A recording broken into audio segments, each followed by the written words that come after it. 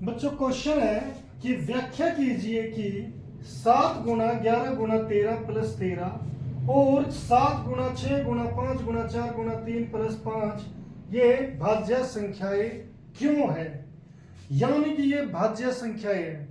बच्चों अब हमें एक छोटा सा अंतर जानना पड़ेगा कि भाज्य संख्याएं कौन सी होती है और अभाज्य संख्याएं कौन सी होती है।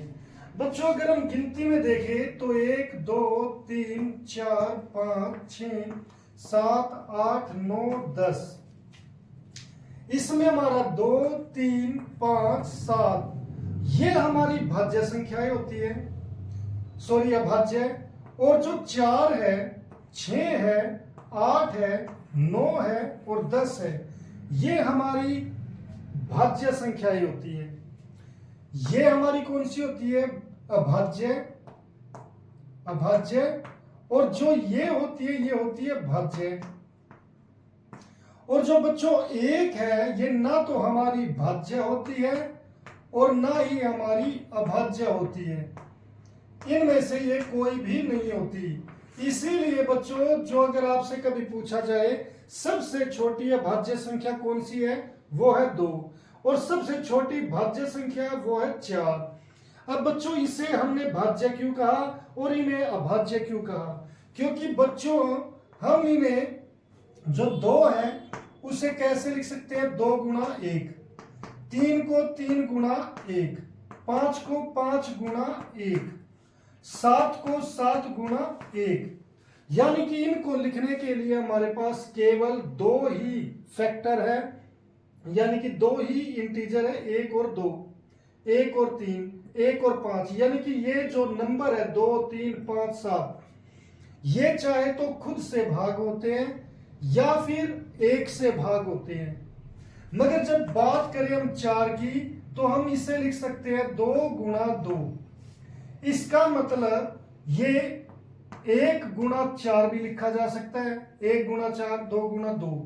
तो यानी कि यहां पर इसके कितने फैक्टर है, 1 2 4, यानी कि जो 4 है वो 1 से भी भाग हो सकता है, 2 से भी और 4 से भी।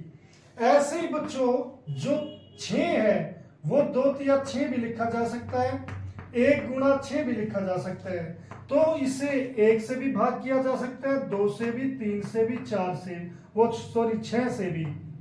तो यहां पर इसके जो भाजक है वो कितने हो गए, 4 हो गए, यहां पर 3, यहां पर आप किस किस से भाग कर सकते हो, 1 और 2, 1 और 3, 1 और 5, 1 और 7, यहां पर केवल 2 है, हर बार 2 भाजक है और यहां पर 2 से अधिक है।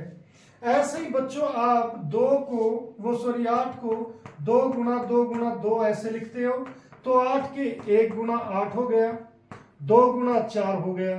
तो इसके भाजक कौन कौन है, 1 2 4 8, यानी कि 2 से अधिक भाजक है इसके।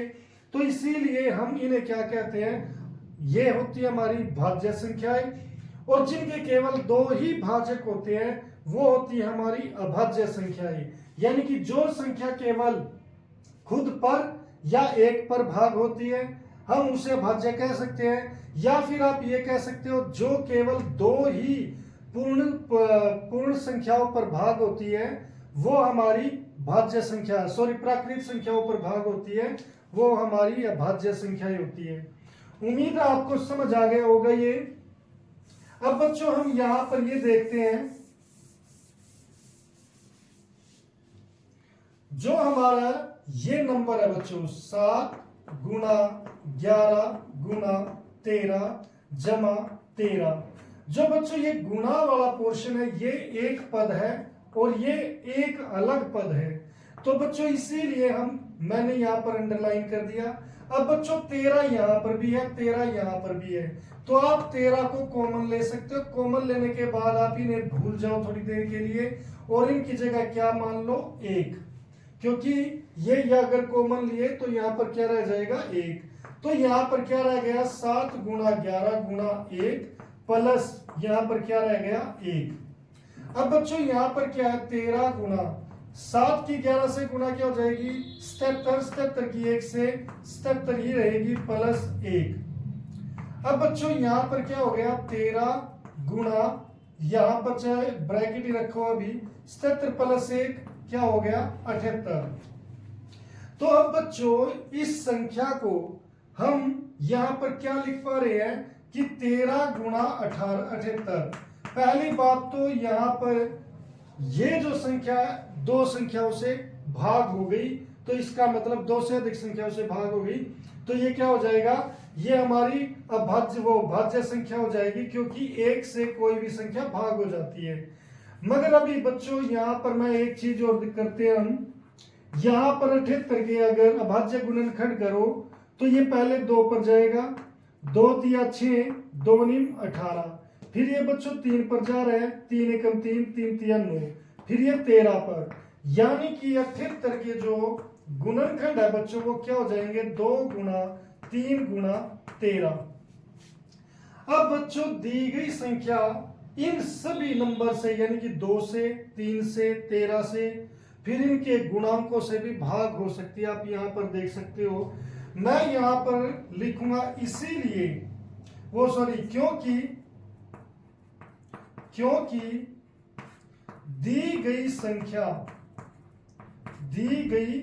संख्या 2 से अधिक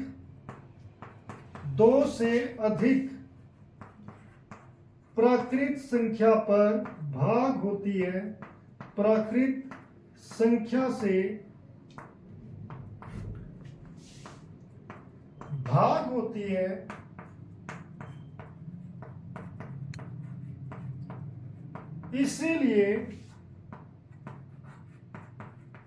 इसीलिए यह एक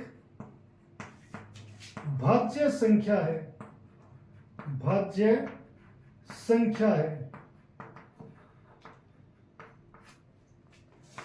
यहां पर ये बच्चों बहुत सारे, जैसे ये 2 से भाग हो रही है, इनकी गुणा से भी भाग होगी, इसकी गुणा से भी भाग होगी, इसकी गुणा से भी भाग होगी, तो यानी कि ये 2 से भाग होगी, 6 से भाग हो जाएगी, 3 से होगी, 39 से होगी, ऐसे इसके बहुत सारे भाजक होंगे।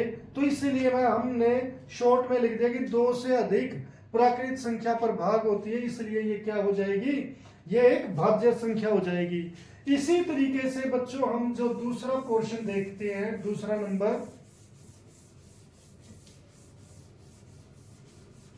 इसमें बच्चों हमें दिया गया है कि 7 गुणा 6 गुणा 5 गुणा 4 गुणा 3 गुणा 2 गुणा 1 प्लस 5।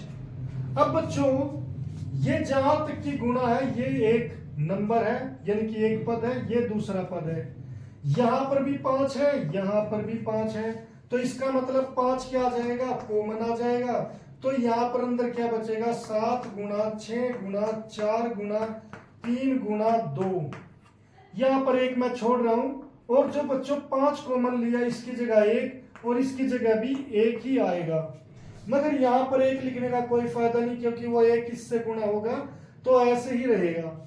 अब बच्चों यहां पर 5 आ गया, अब आप इसकी गुणा करो, यहां पर गुणा करने के लिए बच्चों 2 की 3 से 6, 6 चौके 24, 24 छिक्का 144, 144 की 7 से गुणा क्या होगी बच्चों, 7 चौक 28, 7 चौक 28 और 2 30, 7 एकम 7 और 3 ये आ जाएगा 10, यानी कि बच्चों 1008 प्लस 1, तो यहां पर बच्चों 5 गुणा ये आ जाएगा 1009।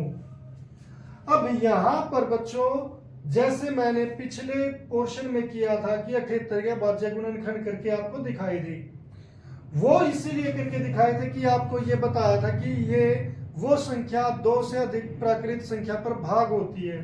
अब बच्चों अगर मैं इसके भाज्य गुणनखंड करने लगूं तो वो थोड़ा सा बड़ा हो जाएगा और उसका मुझे कोई फायदा होगा नहीं, तो इसीलिए हम यहाँ पर ये डायरेक्ट ये नंबर एक तो 5 पर भाग हो रहा है, एक ये 1009 पर भाग हो रहा है, और दूसरा फिर इनके प्रोडक्ट पर भी भाग होता है, और फिर 1 पर भी भाग होगा। तो बच्चों ये 2 से अधिक प्राकृत संख्याओं पर भाग हो सकता है, तो इसलिए ये भाज्य संख्या है।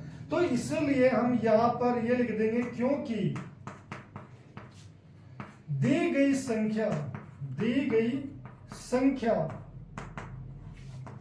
दो से अधिक प्राकृत संख्याओं पर भाग होती है। प्राकृत संख्याओं पर भाग होती है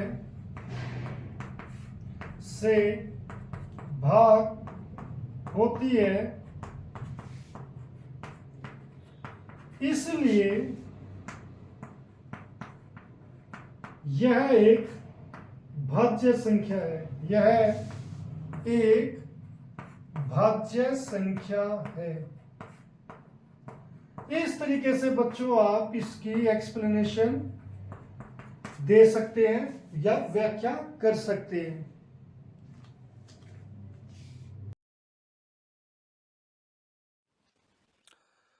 उम्मीद है बच्चों ये लेक्चर आपको पसंद आया होगा, और अगर आपको ये लेक्चर पसंद आया है तो इसे लाइक और शेयर जरूर करें और चैनल को सब्सक्राइब करना ना भूलें।